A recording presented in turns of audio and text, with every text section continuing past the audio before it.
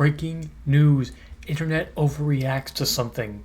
Yeah, so it's not necessarily like the entirety of the internet, just like a niche bit of people that are making YouTube, TikToks, whatever over this. And it revolves around a creator that I watch. I wouldn't say I frequent, because I'm not like constantly watching this guy's videos, but I watch enough of them to I'm a subscriber. I've watched enough of them to be like, okay, well, I'm a fan. But it's like I don't gotta explain myself. Bottom line is, I like the guy's content. Now, what is the internet freaking out about?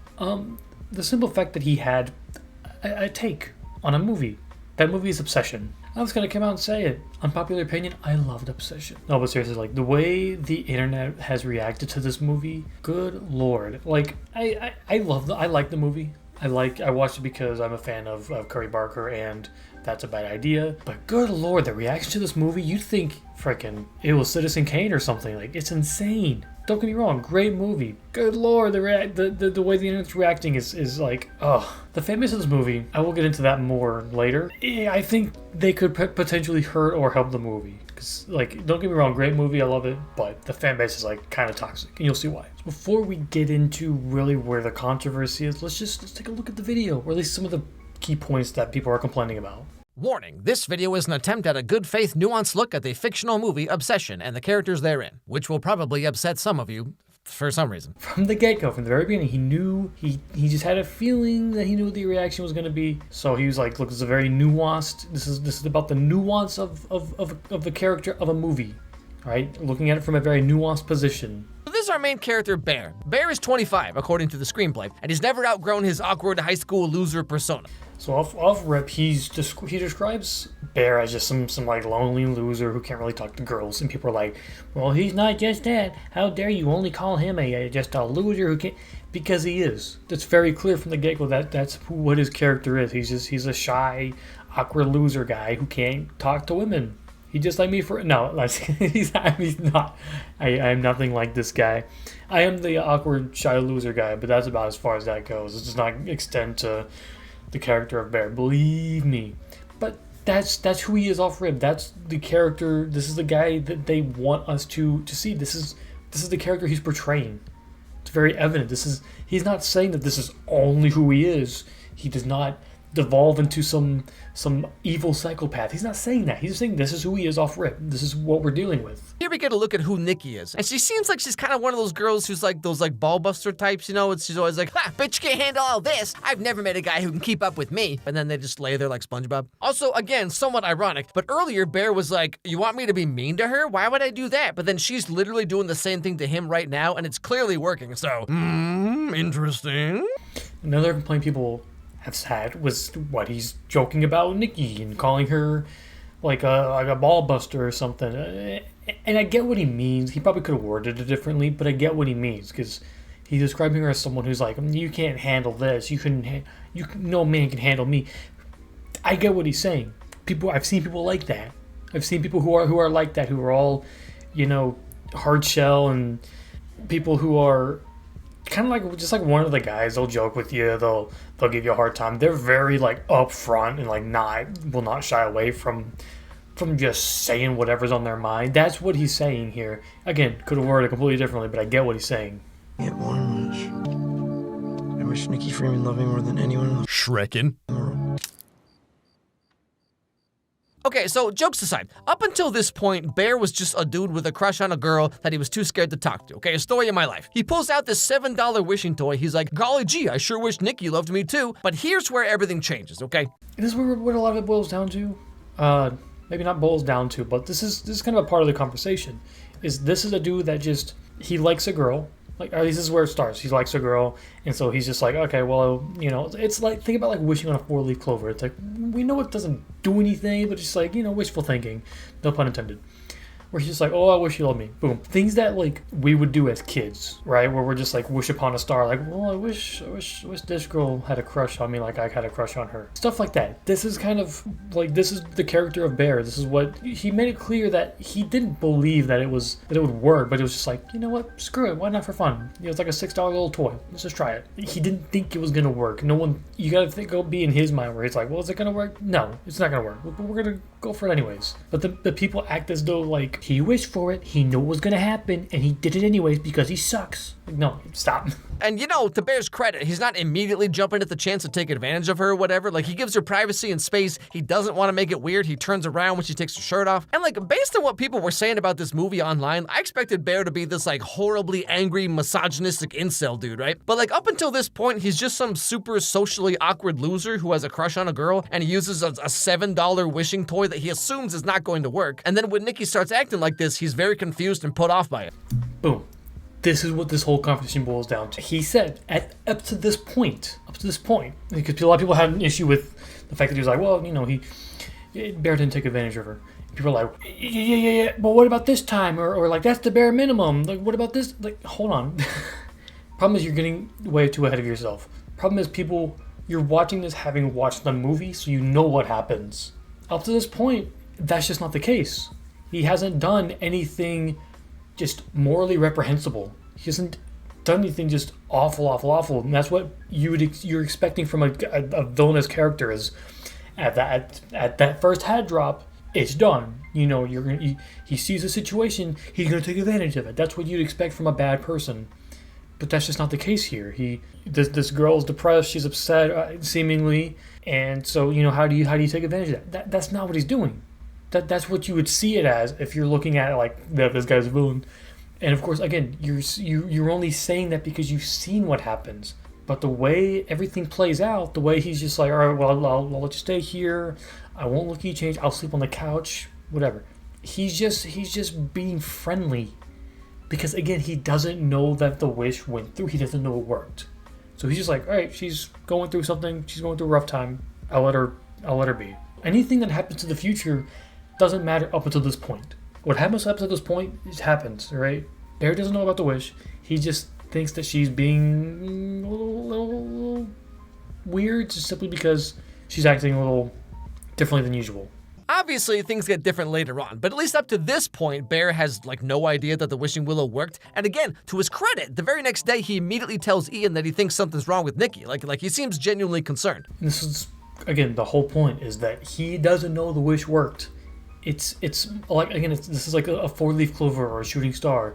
It's one of those like, for fun, I'll do this. I wish, blah, blah, blah, blah. And then he doesn't know it works, so he just thinks that she's just being weird, or he thinks something's off. And people are like, well, no, he's a bad guy from the beginning. He knew this he didn't know. He had no knowledge of it. It's not until he finds out that it works that it becomes an issue. Not that it wasn't an issue before, but that him knowing that it worked is where he truly becomes the bad guy. If that makes sense. Okay, see, this is my point. Given the circumstances, Bear's being pretty normal about this, okay? Given what he does and does not know by this point in the movie, he could have slept with her, or he could have taken some kind of advantage of her, but he was rather gentlemanly at the time. I mean, for a guy who has this many Cosby sweaters. And, again, this is the point. That. Now, granted, he probably could have left out the part where he's like, well, he could have taken advantage of her if he wanted to. Maybe leave that part out. That's not the point. The point is, he doesn't, this is just more and more proof that he doesn't know what's happening at this point. He just thinks she's weird. But here's where Bear starts to maybe kind of realize what's really going on here. Bear, I love you so much. I don't think I could live without you. You love me more than anyone in the world? Yes, more than anyone. Now, okay, up to this point, I feel like Bear has plausible deniability. I mean, there's no way he would have known the cheap toy would work. He was genuinely concerned for Nikki the day after it started, and he refused to take advantage of her even when it was, presented to him, right? I mean, she kissed him after all, right? Now, right here, though, at the halfway point of the movie, he does finally start to realize that the wish actually worked. But, even then, literally every rom-com is about trying to find a way to get the other person to like you, or you manufacture a meet cute or whatever, right? I've seen some internet comment threads where it's he only saw her as an object and wanted to remove her autonomy. That's why he made that wish. But he didn't wish that she would do whatever he wanted, or I wish that she would become obsessed with me and me only. He specifically wished that Nikki would love him more than anyone, which is literally what everyone who has ever had a crush wants. Every single fanfic about golly gee, I sure wish One Direction would kidnap me and fall in love with me all at the same time. As if half the girls who saw this movie haven't wished the exact same thing before. Hello, it is I, Willem Dafoe, from the movie The Lighthouse, and I've secretly been in love with you for years. Like, you have to look at the context, okay? If Bear had gone to the store specifically and been like, hey, do you have something that'll force a girl to fall in love with me? Or if he, like, searched on the internet for some kind of, like, weird ritual that's gonna make anyone fall in love with you, then yeah, that's some funky stuff, man. Or, like, later on, we find out that maybe Ian and Nikki have been hooking up, right? But Bear doesn't learn this until the very end of the movie. So, like, for example, if he'd found this out at the beginning of the movie and he was like, oh, so Nikki's just some slut that bangs every guy except me, huh? Well, I'll show you. Then yeah, he'd be like some misogynistic incel. But for at least half of the movie, he has no idea that this would work. And in fact, he's concerned for Nikki when she does change. To me, at least, it totally seems like a fanfic or whatever that he thinks would have no way of actually coming true. I'm not saying Bear is a blameless, innocent victim, okay? But I think some of you are a little too quick to attach motivation and subtext to this character that is not based on the movie. Like, it really seems like some of you want him to be a horrible, incel, intentionally malicious guy, regardless of what actually happens in the movie. Even the guy who played Bear himself said this about the character. I never thought of Bear as a villain, but what really drew me to this story was the gray morals of it all. Bear has good in him and has bad in him, like all of us. I do think that he leans more toward the bad in a lot of ways. Fully the antagonist, though? I don't think I would say fully, because the key thing is he didn't know that the wish was going to work. Sure, his desires were incredibly selfish, totally, 100%, but he didn't know the wish was going to work. And you have to assume that this guy was in close talks with the writer-director of the movie the whole time, so basically both of them are saying that Bear is meant to be ambiguous, and you all are just over here like, nyah. Like, are you all equally upset about the Disney Channel original movie Zapped or 16 Wishes? Because fundamentally, these are all the same movie. Like, remember Descendants 1, Mal cast a spell that made Ben fall in love with her? Where's all the Reddit threads about that? I don't see no 2-hour video essays. He even acknowledges that at this point, this is sort of the beginning of the turning point of the film, or the turning point of like his character, where he's like, maybe the wish worked because it's looking kind of weird and it would kind of, you're connecting the dots. You're like, okay, so it didn't work. But again, up until this point, he didn't know that. Now that he does know that, or like he kind of gets that idea, okay, things are starting to click and he's starting to like clear as the bad guy. Up until this point. Because he didn't know, like you said, plausible deniability. Didn't think the wish would work. And it's looking like it'll work. And again, he brings up other examples of this in other movies. And people have taken issue with that too. Like, people are like, oh, he compared it to this movie, and he compared it to this movie. Again, you gotta look at the context of the thing. He's comparing the fact that he's not like wishing for someone's, like he says, someone's autonomy to be taken away. Rather, they just want to be loved. He's wishing that someone had a crush on him, which is a thing that's happened in freaking Disney Channel movies, where people are like, I wish this person would fall in love with me. I wish this person would give me a kiss. It's the same thing in Spirit. It's the same thing. Like, that's what he wanted. He didn't want it to come to this, get to this degree where she is obsessed with him and she acts this way. He's just like, I want to be loved. Granted, still a weird thing. And it's any movie that has involved wishes, they've warned against. And this is that to an extreme degree. But he's what he's saying, and it's true. He's not necessarily a bad guy for wishing for that thing to happen. He's not a bad guy for wishing someone would love him. I've wished that before too. I'm like, dude, this girl's so hot, dude. She's so fine. I wish she'd fall in love with me. I want her. I wish that for my girlfriend, my current girlfriend. I'm like, I wish she would love me, you know. I wish she felt the way I feel about her, about me. That's probably the weirdest way you could word it that way. But, you know, anyways, no, I wish that too. It doesn't make me a bad guy. It doesn't mean I'm like, I want bad thing. I'm not going to say anything like this, right? Where it's like, I want to have her every... No. Like, the context of it is an innocent wish. It's what it turns into that is an issue. It's what it devolves into that becomes a problem. Because again, he doesn't know about, like, he doesn't know that the wish even worked. He didn't know it was going to work. He doesn't know what's going to transpire up until this point. It's everything after that becomes an issue. Once Bear realizes that this happened because of the wish, he finds a phone number on the back of the box and he calls it to try and get his wish changed. Is her love real? Just because you chose this for her doesn't make it less real. Okay, then I would like to cancel. We don't really do that. Do you want to talk to her? You want to talk to her? Who is that? Nikki? Now, just to be clear, I'm not defending all of Bear's actions, okay? Because at this point in the movie, he knows the wish worked, and he knows the real Nikki's soul is like trapped or whatever, but he keeps on dating her and tries to like continue on as if this isn't the most horrible situation anyone could imagine. Although, to be fair, what is he supposed to do? Because if he breaks up with her, she's gonna hunt him down. And the only other choice, as we learn, is that the spell will break if he dies. What the hell? What can I do then? When you die, the wish will go away. You're sure there's nothing else I can do? Yeah, I mean, as long as you live. Sounds to me like you have a moral obligation to be there for her. Another option appears when the real Nikki is able to speak very briefly while the demon Nikki is asleep. You are you, Nikki. Please don't wake her up. Just kill me. Now, this is another part I've seen so many posts about that I find so baffling. Like, I've literally seen people say, like, if Bear truly loved Nikki, he would have killed her when she asked. Cause, like, it's just that easy, you know? And then what? He goes to prison for life? Obviously, he doesn't want to do that. Yeah, so this kind of becomes a turning point of the film where he turns out to find out where he finds out that the wish is real, and he finds out that Nikki is not Nikki. It's some interdimensional demon type monster thing that's taken over, and he's told that the only way to reverse this wish is either he dies or she dies. That's it. He can't cancel the wish because he tried to cancel it. He should go, I just want to cancel the wish, which was like the last bit of like decency I think he had in him. Say what you want. I think that I feel like that was because he did try to cancel the wish. He's like, I just want to get rid of it in total. So he was still kind of a morally gray character. He still wasn't like a bad guy up until this point, right? Because again, he didn't know the wish worked. Now he did. He wants to cancel it. Then he's told, no, you can't. Either you gotta die or she has to die. Those are your two options. So what he's saying here, what Alex is saying here, is that you gotta look it through his eyes, where your only choices are you die or you kill this chick.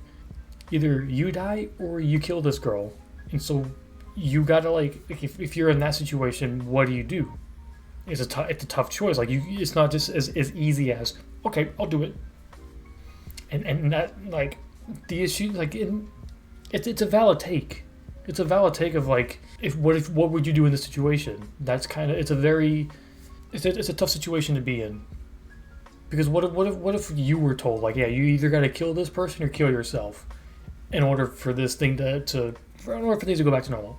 What do you mean? So it's a fair assessment to make. But again, people are so hung up on this Bear is the bad guy, Bear is the villain, that they feel it as though it's that way throughout the entirety of the movie. And that's the genius of the movie is that he's not just this awful person at first. It's not until later in the movie where you realize, whoa, this guy kind of sucks. This completely out of character thing. Now, that being said, his reaction to this is very telling though. What would be so bad? What's so bad about being with me?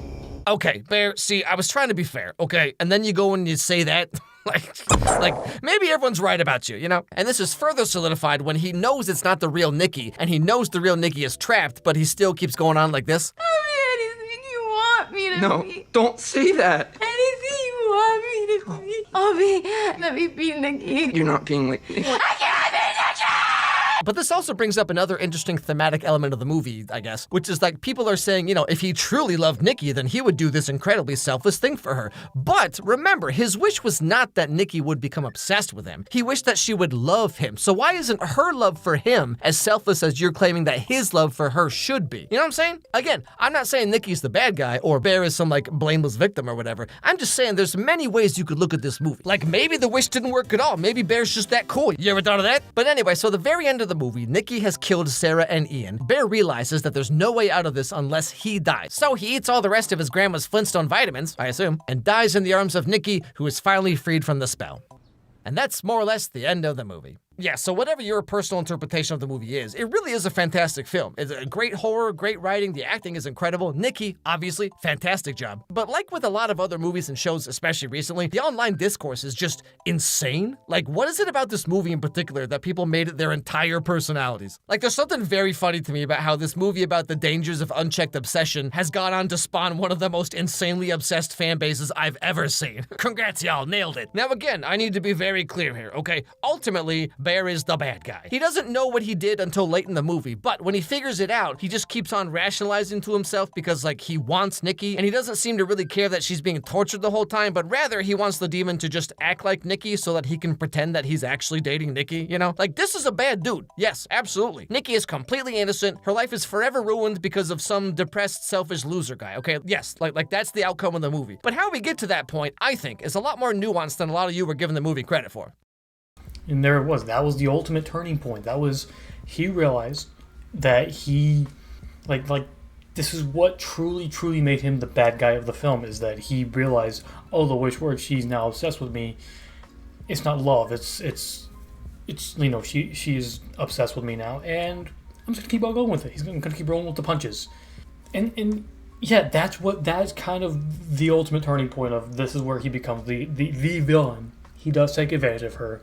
He does kind of keep rolling with it like he doesn't know what happened. And people think that, and that's what he said. He said this dude is straight up the bad guy. He's the bad guy. There's no ifs, ands, or buts about it. There's no way around it. He's not calling him the victim. He's not saying that Nikki is the bad person. He straight up said this is the bad guy. But he's also saying it's more nuanced than just that. He's saying he's not like this evil, awful person throughout the entirety of the movie. Because like the first half of it is he doesn't know, and the rest of it is he does know. He's saying, and it's totally fair. This is what I'm saying from the beginning. The reaction to this movie is is insane. The fan base that's formed from this movie is insane, and it's why I hate most fan bases, because they act crazy. Bear is the villain. That is undoubtedly, it goes without saying. But he doesn't truly become the villain until he realizes, until the ignorance is gone. He realized the wish is real, and he continues on with that. It's the knowledge of, hey, this is what's happening. I'm just gonna keep rolling with it.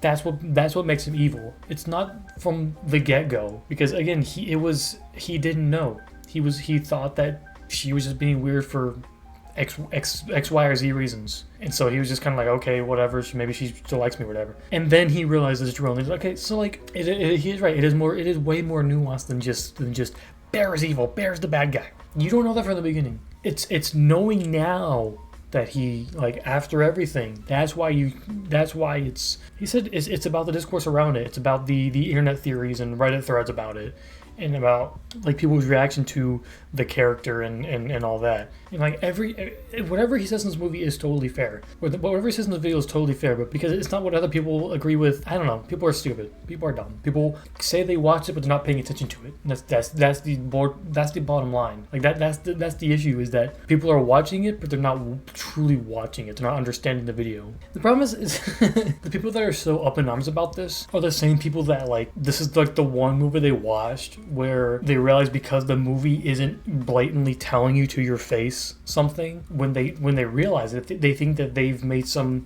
grave discovery. They're like, oh my gosh, I'm so smart. Where like everyone on the internet at some point was like, wait guys, here's something you didn't know about Obsession. Bear is the villain. Like, yeah, that's the point of the movie. If you weren't freaking brain dead or media literate, everyone knew that. But because this is one of the few movies that exist nowadays that doesn't have like Stranger Things writing of basically spoon feeding you every bit of information. This movie isn't spoon feeding you that he is the villain and putting it in your face. You think you're some intellectual by realizing, oh wait, this guy kind of sucks. These are the same people that are complaining about it, because they make some discovery and they think they're cinephiles now. They think they're intellectually sound in movies and in cinema and stuff. They can't see the nuance in anything. The writing of this movie is genius. In the way that they portray Bear, and how he isn't just like twirly mustache evil villain from the get-go. I don't know, people are ridiculous about this. The way people are acting, not just about the movie, but the video itself is so dumb. People don't understand because they're not paying attention. Now, amidst the backlash of the video itself, people have reacted to this way worse than they should. Like, the reaction to this has been really bad, to the point where he's had to make a response video.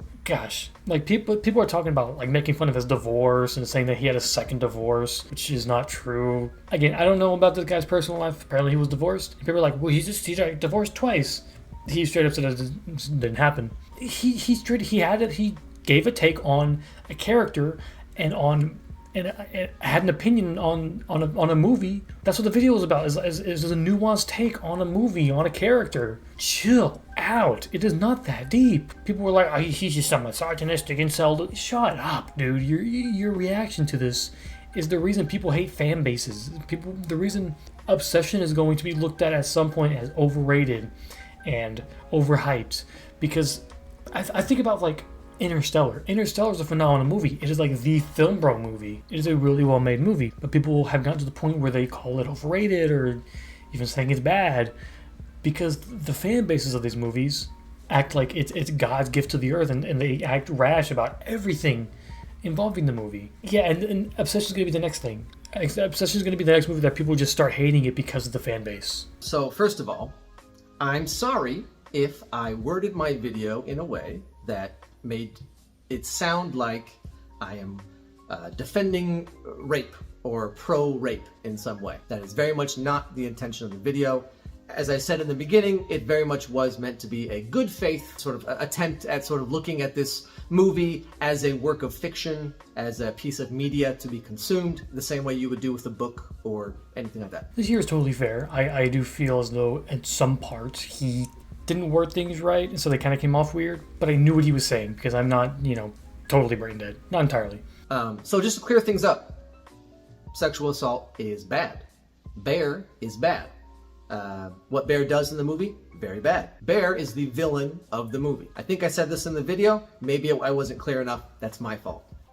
Bear is the villain. Bear does many, many bad things. Like, the fact that he feels the need to clarify his point of, hey, this guy's bad. I've said it before, he's bad.